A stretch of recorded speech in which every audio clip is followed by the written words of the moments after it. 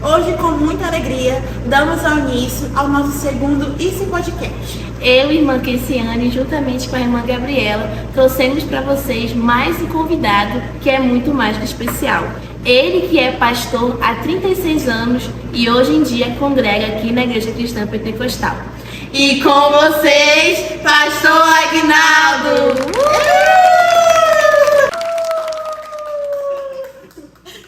Olá, pastor! Olá, paz. Seja muito bem-vindo à paz do Senhor Jesus. Obrigado pelo convite. Como o senhor está? Eu estou bem, Está feliz? graças a Deus. Glória a Deus. Então vamos dar início ao nosso podcast. A irmã Keisi vai fazer uma oração agora. Amém? Amém.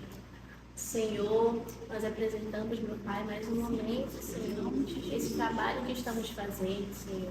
Meu Pai, toma a direção de tudo, toma controle de tudo, Senhor, porque é tudo para a tua honra e para a tua glória. Abençoa, Senhor, nossas vidas, a vida do pastor Aguinaldo e todos aqueles que estão nos bastidores, Senhor. Que venha tudo ocorrer bem e perfeito para ti. Em nome de Jesus. Amém. Glória a Deus. Aleluia. Bom, pastor, para começar, a gente precisa primeiro conhecer o Senhor, né? Então, a minha primeira pergunta é: quem é o Aguinaldo Oliveira? O Aguinaldo Oliveira, na vida profissional, ele é pintor, trabalha com pintura e também ele estuda, né? Estamos estudando a área da medicina, buscando um conhecimento maior. E para mim é uma honra estar aqui. Sou pai de 5 filhos maravilhosos e marido de uma esposa maravilhosa. Glória a Deus. Durante toda a sua vida, o senhor teve algum momento na sua vida que o senhor não conhecia Jesus. Eu quero saber um pouco desse Aguinaldo antes sem Jesus, sem conhecer Jesus. Você pode contar um pouco pra gente como começou a sua vida, a sua infância, sua adolescência? Sim, eu encontrei Jesus. Eu nunca digo assim que aceitei Jesus, né? Eu digo que Jesus me encontrou. Eu tinha 14 anos de idade. 14 anos de idade, eu brincava na rua. E um certo jovem, que é meu primo, né, me fez o convite para ir na igreja.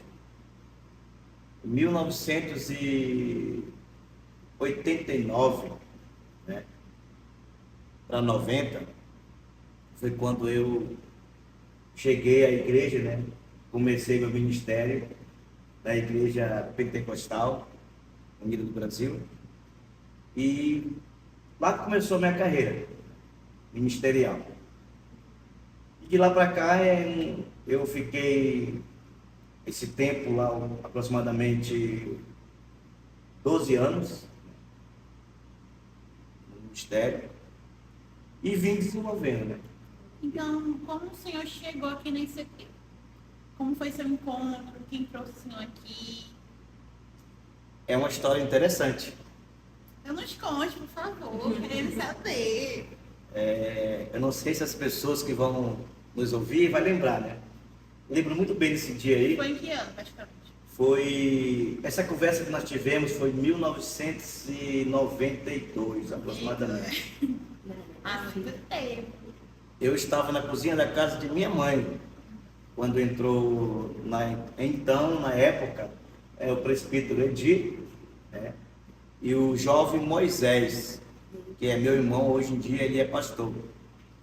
E como eu era da Unida do Brasil, eles fizeram o convite para mim: vamos lá na nossa igreja. Eu digo: jamais eu vou na Cristã Pentecostal. Meu Deus! Vou nada. E o pastor ele disse: olha, isso lembra muito bem, pastor Edinho, você falou isso para mim. Se um dia, pastor, irmão Aguinaldo, ainda vou ver você pastoreando a Igreja Cristã Pentecostal e congregando conosco. Só que eu esqueci essa situação, né? Pastoreei algumas igrejas na Unida do Brasil. E quando aconteceu o fato, no ano de aproximadamente no ano 2000, foi quando eu cheguei à Igreja Cristã Pentecostal. A gestão ainda então do pastor Joel, né? Que começou a tomar conta da igreja. E de lá para cá eu fiquei na Igreja Cristã Pentecostal, onde começa uma segunda etapa da minha vida espiritual. Então, nos conte como foi a segunda etapa da sua vida espiritual? Como se deu início? Bem, se deu início quando aconteceu um fato na minha vida. Eu tive que sair da União do Brasil, não para me evitar certos constrangimentos, né? Então eu entreguei minha credencial para o pastor presidente na época, era o pastor Jair. Então eu entreguei para ele, ele me perguntou o motivo, ele disse tudo bem, né? Minha credencial está guardada até lá hoje. De vez em quando me pergunto quando que eu vou voltar. E assim foi. E quando eu cheguei aqui na Igreja Cristã Pentecostal, os irmãos me receberam de braços abertos. É uma igreja que amo, né? E os irmãos foram muito acolhedores comigo, me acolheram bastante. E foi um fato que começou essa segunda etapa na minha vida, foi que me trouxe à Igreja Cristã Pentecostal. Foi quando eu conheci a minha esposa, né? Ah, então sua esposa já era daqui? Não. Não? Se conheceram como, então? Nós se conhecemos foi através de, vamos dizer assim, de alguém nos apresentou, né? É amigo comum. E eu olhei para ela e disse, isso daqui vai ser minha esposa. O senhor já marcou o tempo. 2004 ela tinha 16 anos de idade. E foi quando eu passei 4 anos para me casar com ela, pedi ela em casamento aqui na igreja. E desde lá nós nos casamos. Estamos juntos hoje há 22 anos. GCP unido lá, sim. Né? Bom, pastor, saindo um pouco agora da sua vida pessoal, queremos saber como que começou, como o senhor descobriu o seu chamado espiritual, porque o senhor já estava na igreja, mas eu quero saber como que Deus falou para o senhor, olha, você vai ser pastor. Bem, eu tinha nessa época, aproximadamente 16 anos de idade. 14, os 16 quando um pastor da atual igreja que eu era antigamente, né, me fez o convite para ser auxiliar dele na igreja de Puraquequara, uma igreja num bairro que alguns conhecem. E o meu pastor, que me pastoreava, eu perguntei para ele, né, a única coisa que ele falou para mim, vai orar. E como eu era um jovem que estava recém-chegado na igreja, estava com um gás, desejo de crescer diante de Deus, fui orar. Tirei a semana de jejum e oração, de vigília. E quando foi uma noite, engraçado que eu tive um sonho. Um sonho, isso eu lembro muito bem, na casa da minha mãe, onde eu morava. Eu vi um homem do meu lado, esfolheando minha Bíblia. Só que o interessante é que a casa estava, a luz da casa estava tudo apagada, mas bem do meu lado estava uma luz muito forte. E ele olhou para mim assim e disse, vem comigo. Eu estranhei, né? Eu me senti me levantar. Eu nunca tinha ido na igreja onde eu ia ser auxiliar, pastor auxiliar. Nunca tinha ido. E eu vi, ele me mostrou todo dia, só é aqui que tu vai vir. Me mostrou a estrada. Antigamente a estrada era de pissarra, né? E a igreja onde eu ia começar o meu chamado ministerial era uma igreja de madeira. E no dia seguinte, pela manhã, 4 horas da manhã eu me acordei, que tinha oração na igreja, fica no início do bairro Armando Mendes, e fui lá com meu pastor, que era atual, e falei para ele, olha, eu tive um sonho. Sonho que um homem apresentava para mim e dizia para mim que me levava na igreja. Ele me perguntou, como é que é a igreja? Eu digo, a igreja é de madeira, está cheia de cupim, o mato está tomando ela, Ela disse, então, ele disse, então vá, é o seu chamado, é uma confirmação para começar o seu ministério. Desde lá. Então, durante a sua caminhada com Jesus, a gente quer saber qual foi o seu maior desafio que o senhor enfrentou. Qual é o seu maior testemunho?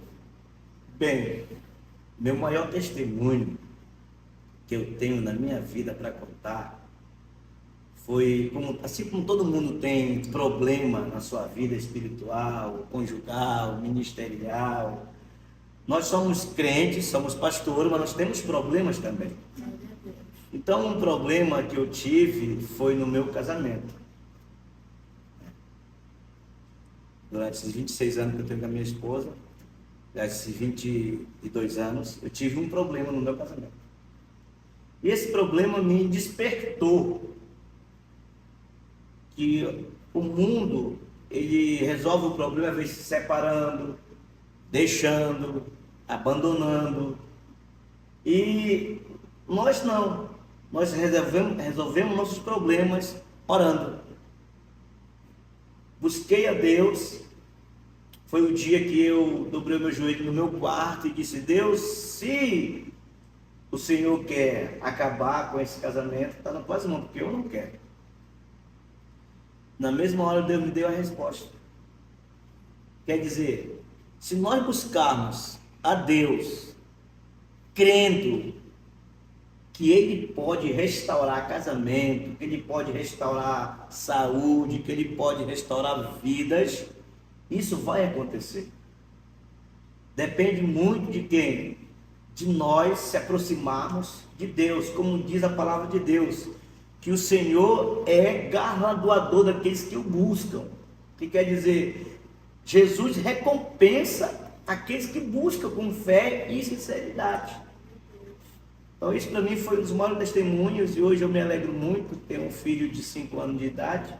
Foi o troféu, o prêmio que Deus me deu por essa conquista do meu casamento. E estou feliz. E como que foi esse processo? Olha, esse processo, para nós cristãos, na nossa atmosfera espiritual, a gente chama ela de batalha.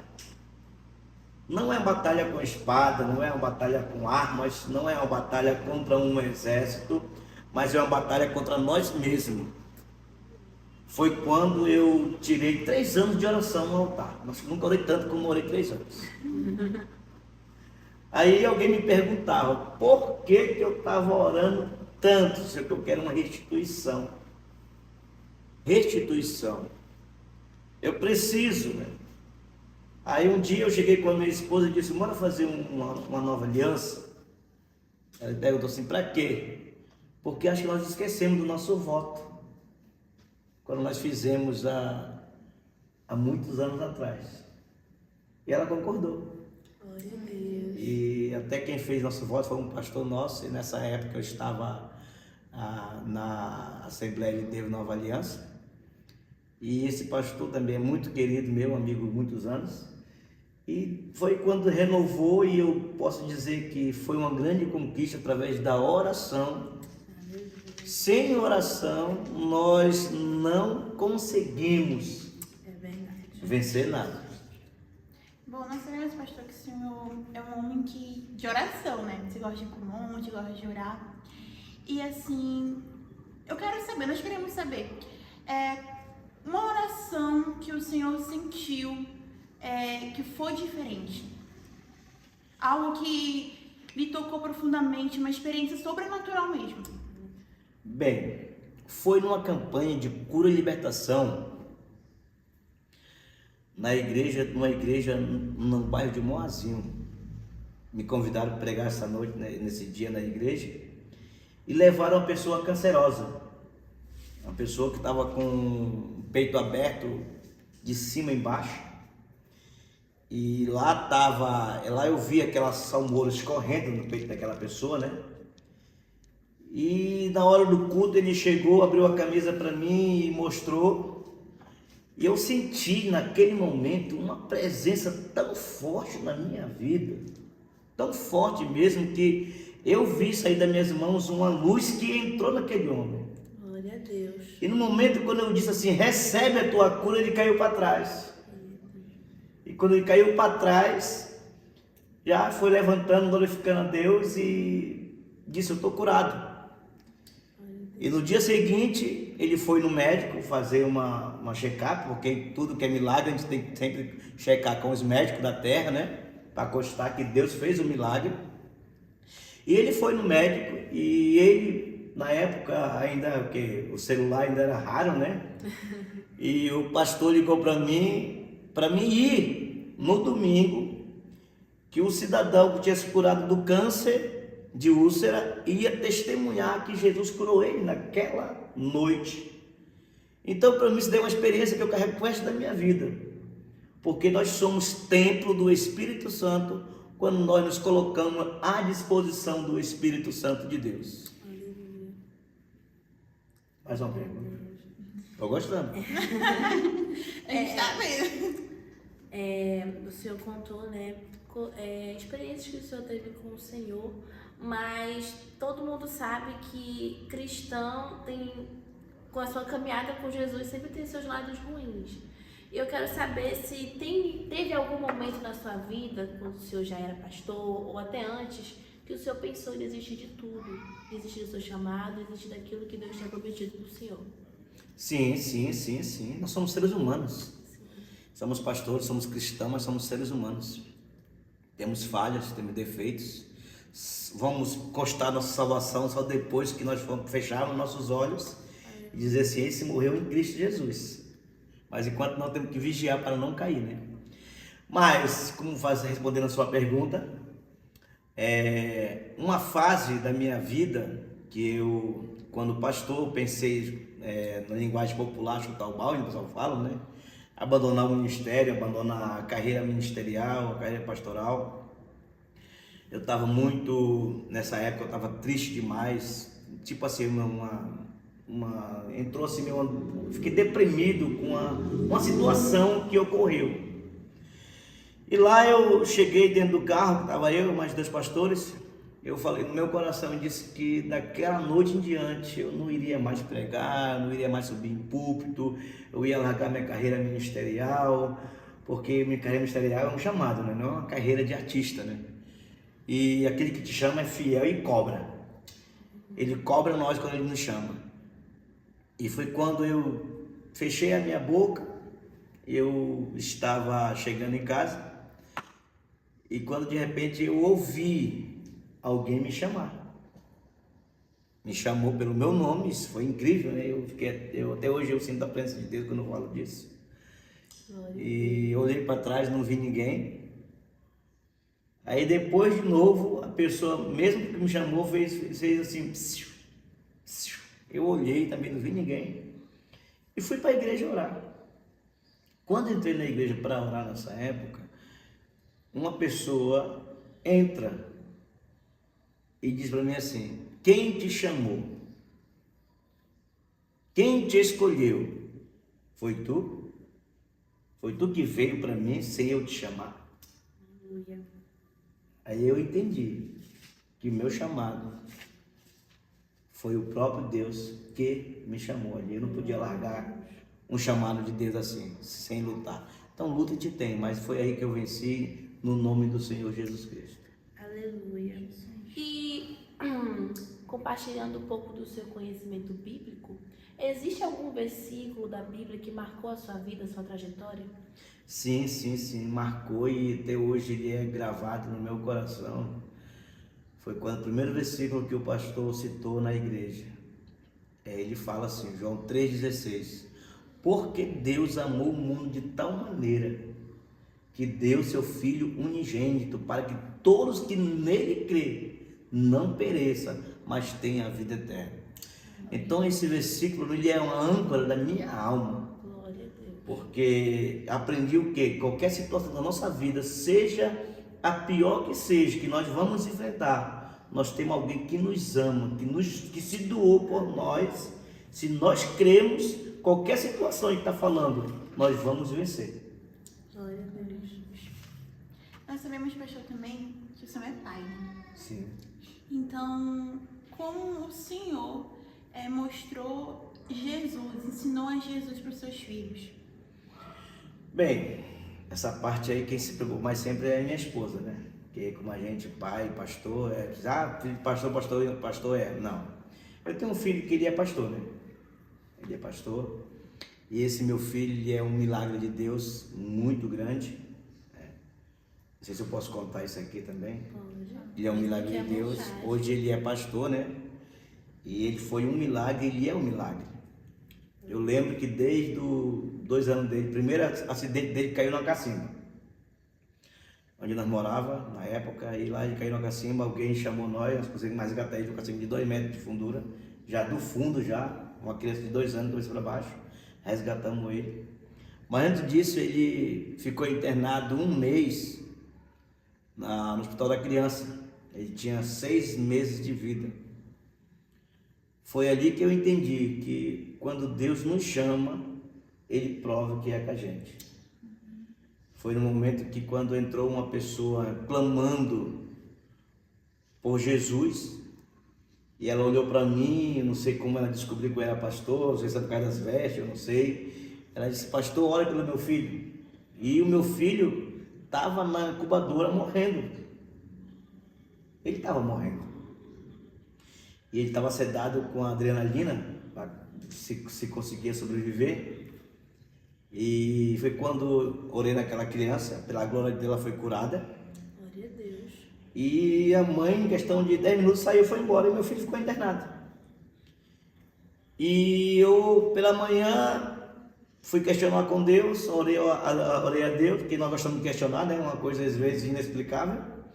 Eu falei, Deus, por que tu curou o filho da mulher e não curou meu filho? E eu senti a voz de Deus no meu coração, disse, a minha graça te basta. E passando uns dias, meu filho saiu da UTI, e ele está hoje já com 25 anos, é pastor. Posso falar o nome dele? Pode, fique à vontade. É o pastor Anderson, né? Um filho que eu tenho muito querido. E é isso aí.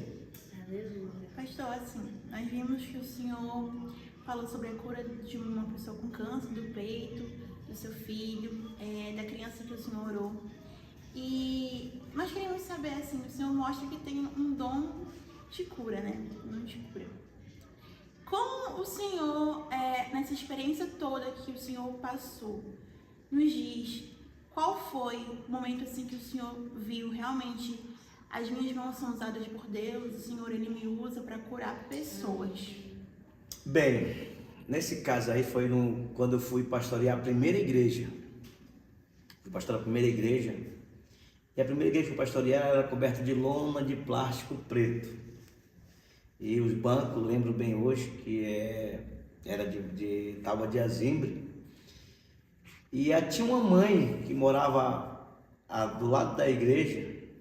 Eu estava na congregação nesse momento em oração com alguns irmãos e ela entra com um filho morto nos braços. Ele tinha aproximadamente, acho que uns 2 anos. A criança estava morta no braço dela e ela disse, pastor, ora pelo meu filho.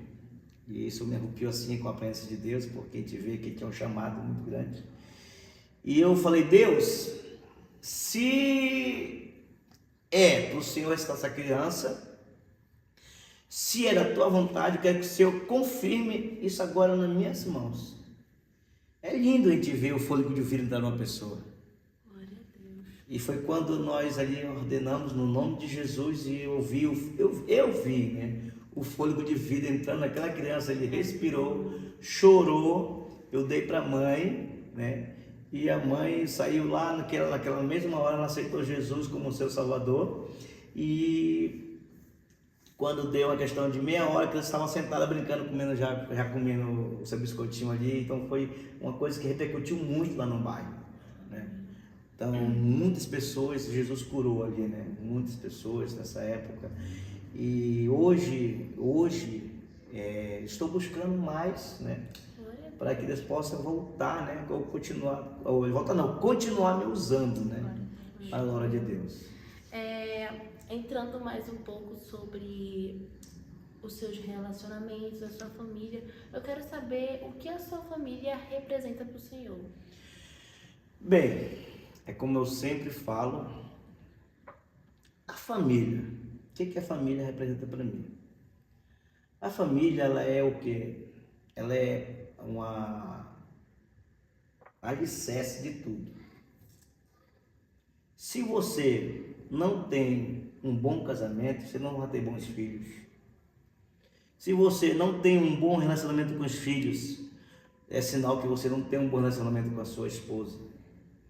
Então, para mim, a minha família, hoje, olhando pelo lado, pelo tempo que eu tenho com elas, e eu fico olhando, eu digo, bem, eu tenho uma família sólida, alicerçada, firme e que serve a Deus. Eu dou graças a Deus que o meu filho que mora comigo hoje, ele é levita, né? Tem 19 anos. E a minha filha também que está em casa com a gente, que é também hoje em dia, e o meu bebezinho. Então, para mim, a família, ela é a base de tudo quando ela se tem Jesus, né, como pilar central. E olhando para o Aguinaldo do passado, Aguinaldo de 92, né? Nos diz, o que o senhor diria para o Aguinaldo do passado? O que mudou a sua vida desde lá? Olha, eu lembro que mudou muito a minha vida. Na época da juventude, uma coisa que mais me impactou, eu nunca me esqueço da época da minha juventude na presença de Deus. Porque eu posso dizer, eu vivi minha juventude na presença de Deus.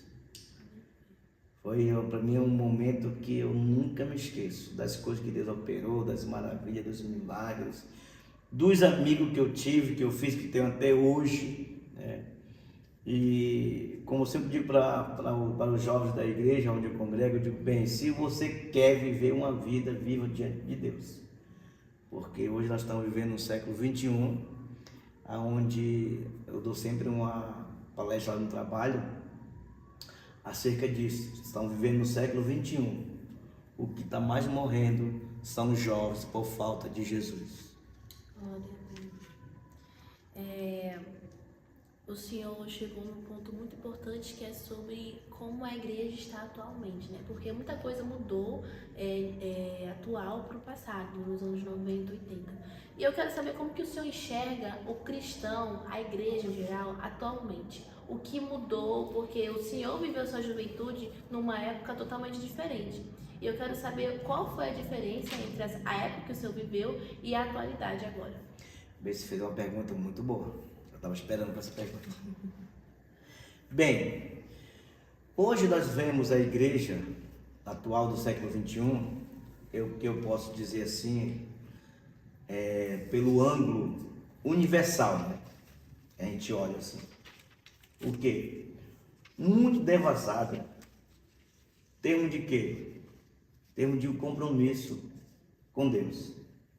Porque na minha época, de 90 para cá, na minha época, vamos falar assim, da minha época de juventude, que hoje em dia a gente vê raro, hoje é raro. Eu sempre falo isso. Na minha época, da minha juventude, começando na juventude, para chegar aqui onde eu estou hoje. É o que? A gente precisa voltar, voltar sempre ao primeiro amor. O que é o primeiro amor? É quando você nasce na vida espiritual. Eu sempre lembro do primeiro dia que eu aceitei Jesus, como foi a alegria. Hoje eu vejo a igreja que ela precisa não se modernizar como o mundo está sendo moderno, porque a igreja ela está acompanhando a modernidade do mundo. Se o mundo está ficando moderno, a igreja quer ser moderna. Não, a igreja tem que acompanhar a Bíblia, a palavra de Deus. Isso eu falo para a igreja mundial, né? As igrejas que precisam, né? Focar mais na palavra. Graças a Deus pela Igreja Cristã Pentecostal, a ICP, né? Que onde nós congregamos, graças a Deus ainda, né? Pela graça de Deus, pela pessoa que o Senhor Jesus colocou como pilar da igreja, foca muito na palavra, no ensinamento da palavra. Então, o que eu quero deixar aqui para todos os meus irmãos e todos que estão nos ouvindo, o central da igreja não deve deixar de ser a palavra de Deus. Tem que ser pregado a palavra. Por mais que venha século, venha nova geração, mas tem que ter a palavra de Deus. E o senhor, olhando agora para aquela câmera bem ali, o senhor viveu sua juventude toda na igreja e nos diz um conselho, pastor, para os jovens da atualidade de hoje. Bem, o conselho que dou hoje é você ir para o monte, orar. É uma coisa que eu gosto muito de fazer. Gostava, né? Gosto ainda, quando tem uma oportunidade. O conselho que dou para os jovens hoje é o Salmo 119, versículo 11. Se não estou enganado, confirma comigo aí, porque já estou ficando meio velho já, né? E vai esquecendo as coisas. Salmo 119, hoje atualmente estou com 50 anos, né? 119, versículo 11. Pode falar aí. Já, pode falar. Confirma só comigo. Lâmpada para os meus pés, é esse? Não. Qual é esse daí? Qual é esse daí que está no versículo 11? Diz assim: a tua palavra tenho escondida no meu coração Isso. para não pecar contra ti. É isso. Que eu guardei na minha juventude. Porque eu tinha medo de perder aquela presença. Eu tinha medo de perder a presença de Deus. Hoje, eu estava até comentando com o irmão, eu estou preocupado com a geração de pregadores hoje. Por que estou preocupado? Porque hoje em dia eu vejo pregadores que não estudam mais a Bíblia. Por quê? Pode perguntar por quê, pastor? Porque tem Bíblia sistemática, tem Bíblia de estudo, você pode baixar uma mensagem do YouTube, passar uma mensagem do Google. Então a pessoa já baixa uma mensagem para pregar. É verdade. Não procuro ler a Bíblia. Por isso que falam que a nossa geração é a geração Nutella, né? Que tem tudo na mão. É uma geração da internet, da facilidade. Da facilidade. Porque no meu tempo ainda sentava, né, com a canetinha do lado, um papel aqui, uma caderna Pega no aqui. chat, ver se vamos pregar hoje. Só esperava o Senhor me falar. E anotar. Aí eu pegava, passava às vezes o dia todinho, jejum, lendo a Bíblia, fazendo um estudo para dar à noite. Como eu sempre digo, eu não sou acostumado a fazer texto. Sou formado em teologia, né? Mas não sou acostumado a fazer texto. Lógico que tem a mensagem temática e a mensagem textual. O que é a mensagem temática? É aquele pregador que prega sobre o tema, né, que ele vai titular a mensagem. E a mensagem textual é que ele vai escrever o texto daquela mensagem e vai falar como se fosse uma redação.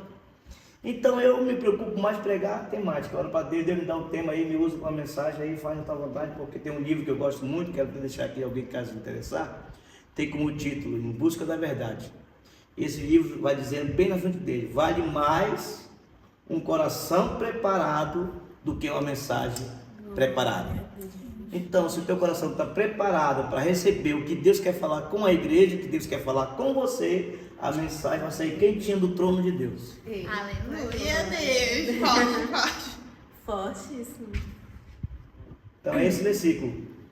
Pode compartilhar conosco aí, que você lendo agora, que eu deixo para os jovens, né, da geração do século 21, que possam guardar no coração a palavra de Deus. Porque, como eu estava falando até uns dias atrás, se você guardar no coração a palavra de Deus, o tesouro, o ouro, o ladrão não vai poder roubar. Mas se você guardar isso da poeira, de repente o ladrão leva e rouba. Pastor, a gente vê que você é um homem que não tem vergonha, né? Não. Você não tem vergonha de nada. Então, eu quero deixar aqui um versículo que fica em Romanos, capítulo 1, do versículo 16, que diz: porque não me envergonho do evangelho de Cristo, pois é o poder de Deus para a salvação de todo aquele que crê, primeiro do judeu e também do grego, porque nele se descobre a justiça de Deus de fé em fé, como está escrito, mas o justo viverá da fé. Nós queremos agradecer imensamente, pastor, porque em nenhum momento o Senhor teve vergonha, o Senhor se dispôs, na primeira oportunidade de estar aqui, de vir. E é isso que mostra a palavra do Senhor, né? E nós devemos não envergonhar do Evangelho de Deus. Devemos sempre vir testemunhar as obras dele, as maravilhas dele, porque tudo é para a glória dele. Verdade. E nós queremos agradecer porque o Senhor, na primeira oportunidade, aceitou o convite de estar aqui conosco. Nós somos muito felizes, agradecemos eu, a irmã Casey, a nossa direção, que é a irmã Helen, em nome de todas nós. Glória Muito a Deus. obrigada por estar aqui. E antes, é claro que o senhor não ia sair Não de vai mãos sair sem seu vazias. brinde, por favor. Essa caneca maravilhosa é pro senhor tomar seu belo café. Olha, Lembrar pra Produção, sempre entendeu? do Isso é Podcast. E olha aqui só. tem outro mimo pro senhor da Kati, que é Personalizados. a nossa parceira. Olha só. Muito obrigada de novo, a gente agradece pela sua participação, que o Senhor continue sendo o centro da sua vida, da sua caminhada, que o seu testemunho que o Senhor deu aqui hoje, os seus ensinamentos, né, que venham frutificar, né, venham frutificar e dar bons frutos para quem está ouvindo ali no lado da tela. E muito obrigada a você que nos acompanhou até hoje. E é isso, gente. Tchau! Tchau, gente. Dá tchau, pastor.